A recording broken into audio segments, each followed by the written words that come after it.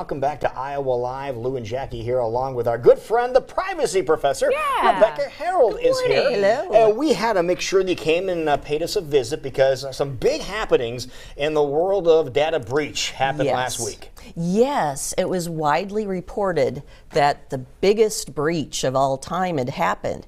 And actually, what had happened was there's this site that's run by a guy named Troy Hunt, and it's called Have I Been Pwned? Okay. And Pwned, P-W-N-E-D. That's the hacker way of spelling that. Yeah. So anyway, he put out this huge repository, and it contained, I want to make sure I get this number right, 2.7 billion rows of email and password combinations. 2.7 billion. That's with a B. From where? Do they know, or just anywhere? Well, this is what's so key to this. It was from many different data files that have been breached over the years, and it was put into one data file.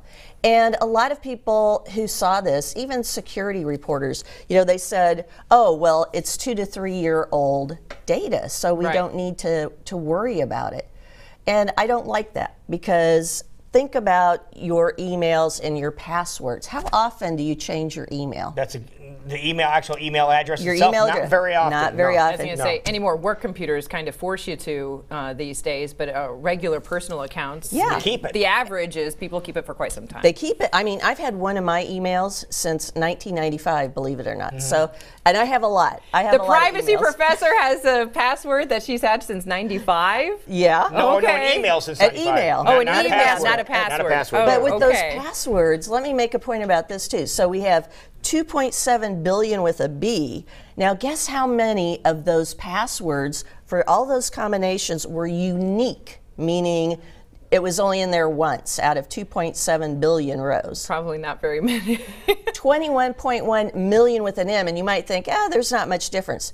That's less than 1%. Wow. That's less than 1%. So people are still using the common ones. They're using the common ones, and Like just Open think of it. Sesame and... Yeah, 1, 2, 3, Yeah, 4, 5. yeah. But people are also using the same password for multiple accounts, emails. So I have around 15 different email addresses. And think about those emails too. What do you use your email address for? You use them as user IDs. You use them at your banks. You use them at credit card companies. So what's very important to know is, even if data has been out there for a while, each time more data is out there, even if it's only an email address and a password, you're still using it. And we shouldn't look at each breach that is reported and people say, oh, it was just my name or my address. We should look at this as cumulative breach events, meaning all that data is going to be thrown into a big pot with all this other data, and it gives more insight to everyone, because big data analytics and also artificial intelligence, it's used on that. So people shouldn't think that, oh, it's no big deal. You need to think about it, and you need to take a few actions to make sure that all of those breaches cumulatively in these huge repositories, and that repository that was talked about, I can tell you that there are even larger repositories of a much more sensitive data on the dark web. Oh, on the dark web. Because that's where they're combining them all together. Now, this huge data breach that we had last week, did you have a chance to take a look at it yourself? Were you curious enough to take a look? Yeah. Did you find any of yours on there?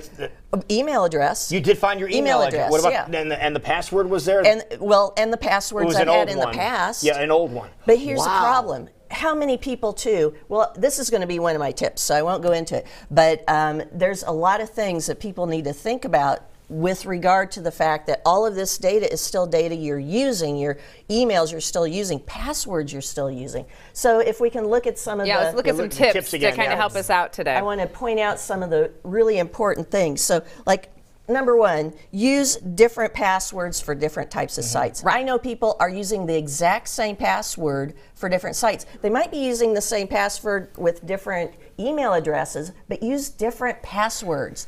Also, enable two-factor authentication. That's a real pain. It's the two-factor authentication is a real pain. It's a pain, but you know what? If somebody finds out your password and you have two-factor authentication, they can't get into your stuff They because can't do anything they with it. can't do that second step. They can't see your phone when they send you the text message with the Right. code in. So use that. Use it, okay. Use that. Also, change your passwords after breaches, even if it didn't involve maybe your business So or if you whatever. hear about a breach in general, basically is what Yeah. you're saying, Change your it passwords. might be a good idea to change I yours. always do, because it's like you want to make sure that it's not going to be used elsewhere. That's something so important to think about too. People think, oh, there was a breach at this business or This organization, bank or something, yeah. so I don't have to worry Right. about it. But that all gets dumped to the huge repository that hackers use and use analytics on. Wow. And it can relate you based on your email address or your Absolutely. address. Okay. And then also, this is something I see so many people do. Urgh, it makes me so frustrated. I've seen this since the 1990s. People rotate their passwords. I've seen people, and I still see this, they have 12 passwords that they write down. And Some they of them give it constantly to their rotate. assistant, and they go through and they rotate them, and they use them on every single one of their different accounts. Yeah. But they use them at different times because they rotate them. Don't do that, because guess what? When you have a breach, those passwords are going to be in that big All All dumped right, in well, at I'm the going to same ask you, time. since you have so many email addresses, Yes. I thought I had a lot. I have 6, and I thought that was excessive, but how do you keep everything straight? Well, I got to say, 6 of those are what I call throwaway email addresses. So these are ones I don't communicate with anybody with that I actually know. These are the things, if you want to get free stuff and they require, an email address, I use a throwaway one because I know I'm not using that for anything that I'm sharing with people I know or businesses.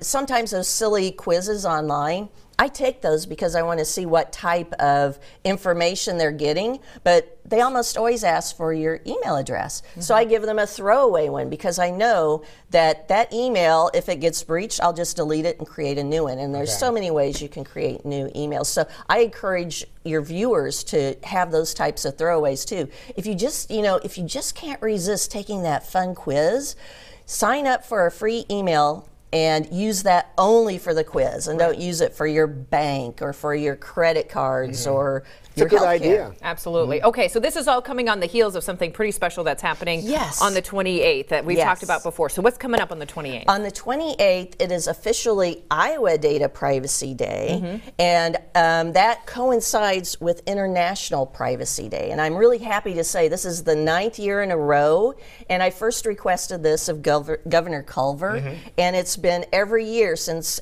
whoever was the governor in office agreed to have a So proclamation. as Culver Brand said, now Reynolds. Yes. Okay. Yeah, exactly. So that's January 28th. Okay. And definitely for celebrating that, you can, of course, come back and look at, what we're talking about today. And then I also have a radio show that I Yeah, started. I want to talk about this too. What's this Yes. about? So it's called Data Security and Privacy with the Privacy Professor, and it's on Voice America.